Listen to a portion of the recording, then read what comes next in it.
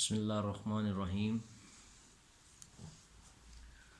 عزیز طلباء السلام علیکم،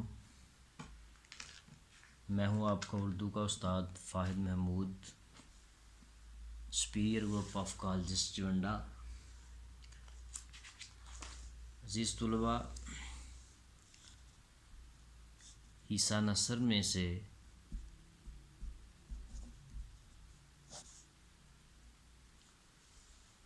آج ہم نے جس موضوع پہ گفتگو کرنی ہے وہ حصہ نثر میں سے ہے سال اول، یعنی کہ پارٹ 1 جس کو آپ بولتے ہیں، اور اردو لازمی آپ کا جو سبجیکٹ ہے اس میں سے ایک حصہ نثر ہے جس کو پہلا حصہ ہے، لیکچر نمبر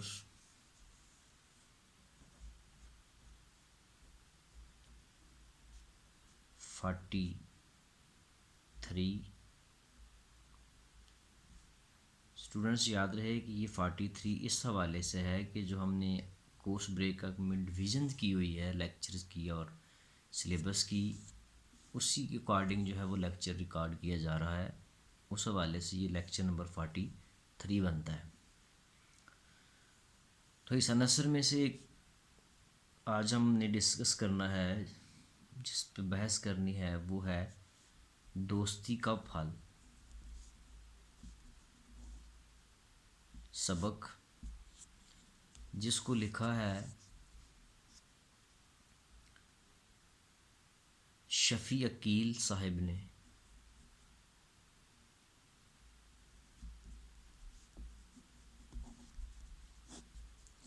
شفیع عقیل 1930 میں لاہور میں پیدا ہوئے۔ حسب روایت ابتدائی تعلیم مسجد سے حاصل کی۔ ابتدائی تعلیم کی تکمیل کے بعد آپ صحافت سے منسلک ہو گئے۔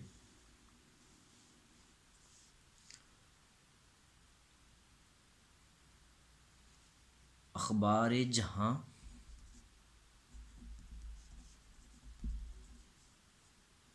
اور ہفت روزہ سالہ کا نام میں ادارت کے فرائض سر انجام دیتے رہے۔ اس دوران میں انہیں تصنیف و تالیف کا بھی خاصا موقع ملا۔ بہت سی پنجابی، براہوی، سندھی اور پاکستان کی دیگر علاقائی لوک زبانوں کی لوک کہانیوں کا اردو میں ترجمہ کیا اور ایک اچھے مترجم، ادیب اور صحافی کے طور پر اپنا لوہا منوایا۔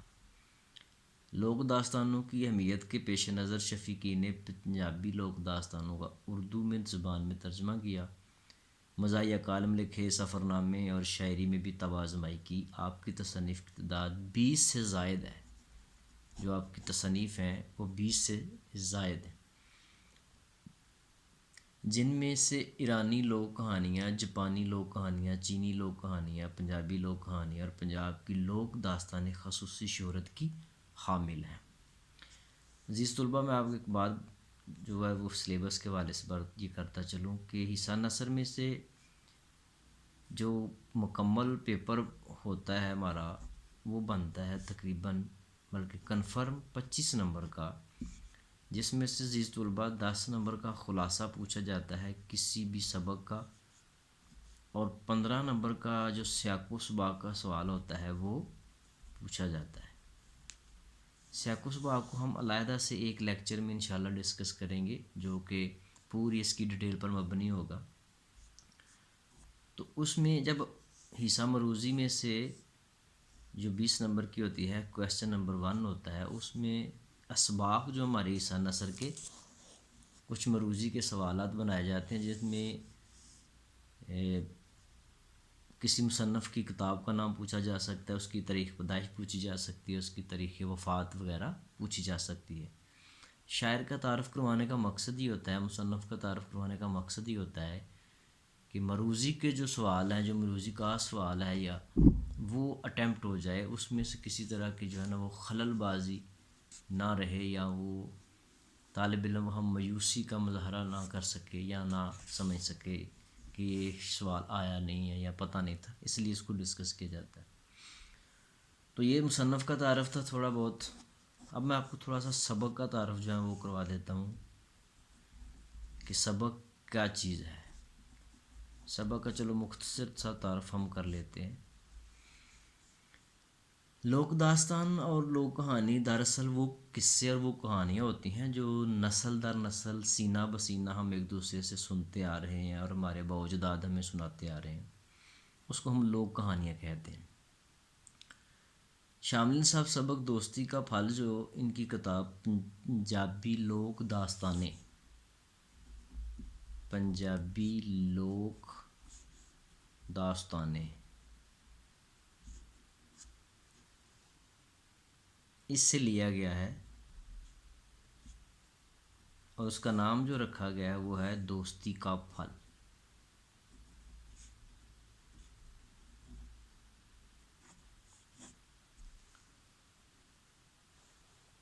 جس کا عنوان دوستی کا پھل ہے، کبوتر، جس کا پنجابی میں عنوان جو ہے نا وہ کبوتر تے شکاری ہے، یعنی کہ اس کا ایک پنجابی عنوان بھی ہے اور وہ ہے کبوتر تے شکاری، کبوتر تے شکاری، اس کا پنجابی عنوان ہے۔ اس کتاب میں تقریباً 21 پنجابی کہانیوں کا ترجمہ اس خوبصورت انداز سے کیا گیا ہے کہ اسے ترجمے کے بجائے تخلیق بنا دیا گیا، یعنی کہ ایسا نہیں لگتا کہ یہ ترجمہ ہے، بلکہ ایسا لگتا ہے کہ جیسے یہ کہانی جو ہے نا وہ ایک علیحدہ سے تخلیق ہے، ترجمہ نہیں ہے۔ تو یہ کمال ہے حضرت شفیع کا کہ انہوں نے اس انداز سے اس کا ترجمہ کیا ہے کہ خوبصورت بنا دیا۔ ترتیب عنوان میں ان لوک کہانیوں کے اردو ناموں کے ساتھ ساتھ پنجابی عنوان بھی دیے گئے ہیں۔ اس لوک داستان سے یہ نتیجہ اخذ کیا جاتا ہے جو ہم جس کو ہم مرکزی خیال کے نام سے جو ہے وہ یاد کر سکتے ہیں کہ اس کا مرکزی خیال اصل میں کیا ہے۔ دنیا میں مصیبت کسی سے پوچھ کر نہیں آتی، اس لیے زندگی میں دوست بنا لینے چاہیے تاکہ تمام درپیش خطرات سے بآسانی جو ہے وہ نپٹا جا سکے، برے حالات کا مقابلہ کیا جا سکے، اس لیے دوست جو ہے نا وہ بنا لینے چاہیے۔ اس کے اندر جو کردار ہیں وہ ایک کبوتر ہے، ایک کبوتری ہے، پھر وہ دوستی کرتے ہیں ایک گدھ کے جوڑے کے ساتھ، پھر اس کے بعد سانپ جو ہے نا وہ ان کے ساتھ دوستی کرتے ہیں۔ تھوڑی سی علامتی باتیں بھی ہیں۔ پھر شکاری ہے، شکاری جو ہے وہ علامت ہے برے وقت کی، اور جو دوست ہیں دوسرے وہ علامات ہیں ہمسائیگی کی، ساتھ مل جل کر رہنے کی، اچھی زندگی گزارنے کی۔ اب میں آپ کو تھوڑا سا اس کا خلاصہ جو ہے وہ سناتا ہوں بنا کے، جو اصل سبق ہم نے پڑھا ہے۔ کسی جنگل میں ایک کبوتر اور کبوتری رہتے تھے، ایک بڑے درخت پر ان کا گھونسلہ تھا اور اس میں دونوں امن چین کی زندگی بسر کر رہے تھے۔ یا کبوتری نے گھونسلے میں انڈے دیے تو اسے ہر وقت ان کی فکر رہتی کہ کہیں کوئی جانور انہیں کھا نہ لے یا اڑا نہ لے جائے۔ اسی پریشانی کے باعث اس نے کبوتر سے کہا کہ برا وقت کسی کو بتا کر نہیں آتا۔ اصل مرکزی خیال جو ہے وہ یہ ہے کہ برا وقت جو ہے، برا وقت کسی کو بتا کر نہیں آتا۔ ہمارا کوئی سنگی ساتھی ہونا چاہیے جو مشکل وقت میں ہمارے کام آ سکے۔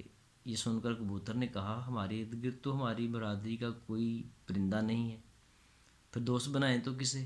کبوتری نے دوسرے جانوروں کو دوست بنانے کی تجویز اس کے سامنے رکھی۔ کبوتری کی بات کبوتر کے دل کو لگی، مطلب اچھی لگی، سمجھ آئی۔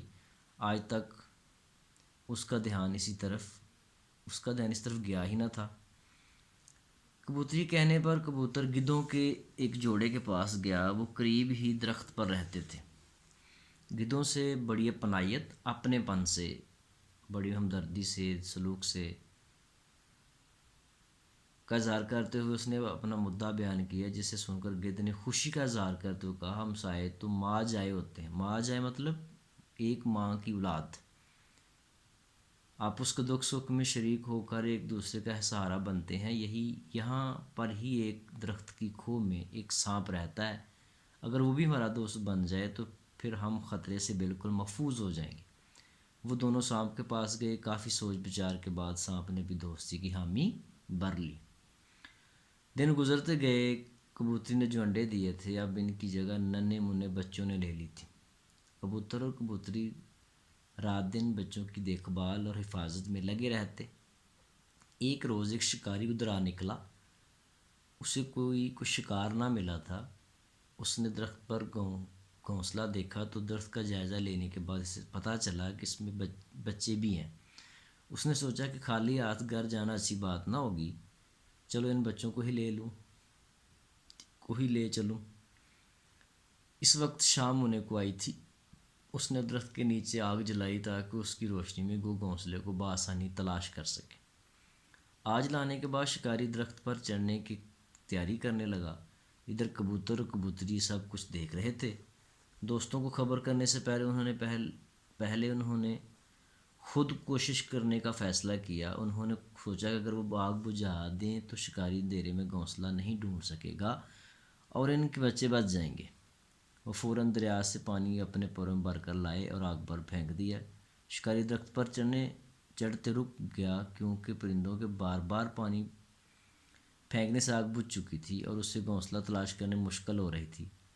شکاری نے دوبارہ آگ جلائی اور پرندوں نے دریا سے پانی لا کر پھر اسے بجھا دیا۔ کبوتری کو خطرہ بڑھتا ہوا محسوس ہوا تو اس نے کبوتر سے اپنے گدھ دوست کو بلانے کے لیے کہا۔ کبوتر فوراً گدھ کے پاس گیا۔ کبوتری کی بات سن کر گدھ فوراً وہاں پہنچے کہ دوستی کس دن کام آئے گی۔ گدھوں نے کبوتر کے ساتھ مل کر اپنے بڑے بڑے پروں میں پانی بھر کر آگ پر ڈالنا شروع کر دیا۔ دیکھتے دیکھتے چند لمحے میں آگ بجھ گئی۔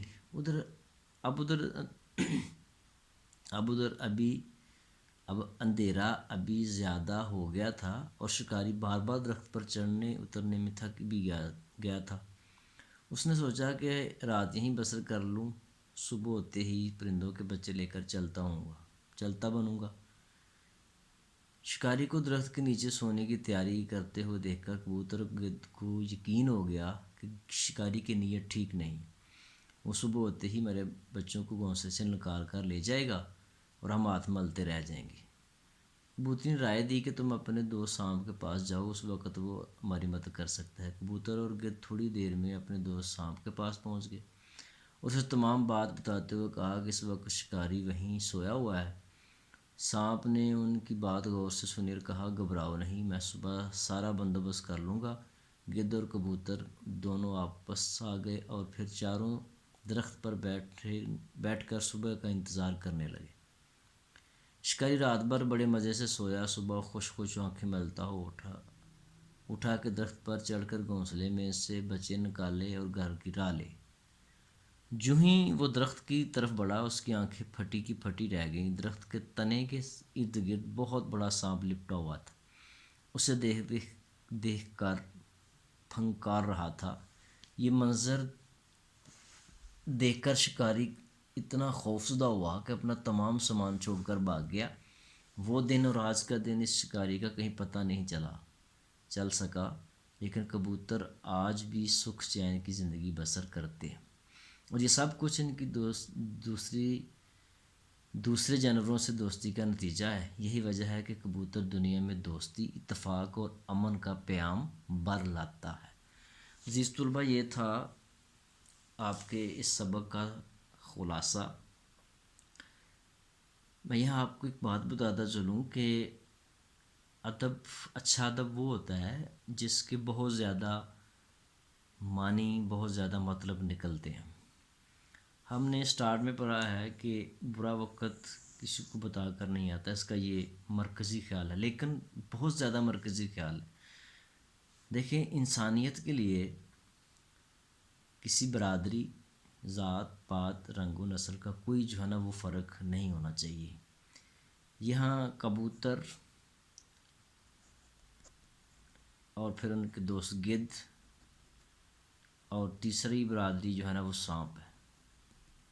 کیا انہوں نے سوچا ہے کہ ہم مختلف برادریوں سے ہیں، ہمارا تو رشتہ نہیں بنتا، ہماری تو دوست نہیں بنتا؟ وہ صرف اور صرف اپنی ایک چیز علامتی طور پر جو ہمیں شفیع وکیل صاحب بتانا چاہتے ہیں وہ انسانیت ہے۔ انہوں جانوروں کی نام استعمال کر کے، جانوروں کو بطور علامت استعمال کر کے انسان کو درس دیا ہے کہ انسان جو ہے وہ مل جل کے رہنا چاہیے اور اس کے ساتھ محبت بانٹنی چاہیے، برے وقت میں اس کے کام آنا چاہیے۔ عزیز طلباء، یہ تھا آپ کا ایک مختصر سا لیکچر، شفیع وکیل کی کہانی دوستی کا پھل، جو کہ ہمارے سلیبس کا حصہ ہے۔ امید کرتا ہوں کہ انشاءاللہ آپ کو ضرور پسند آئے گا اور مجھے اپنی قیمتی راہ سے ضرور جو ہے نا وہ نوازیے گا۔ السلام علیکم۔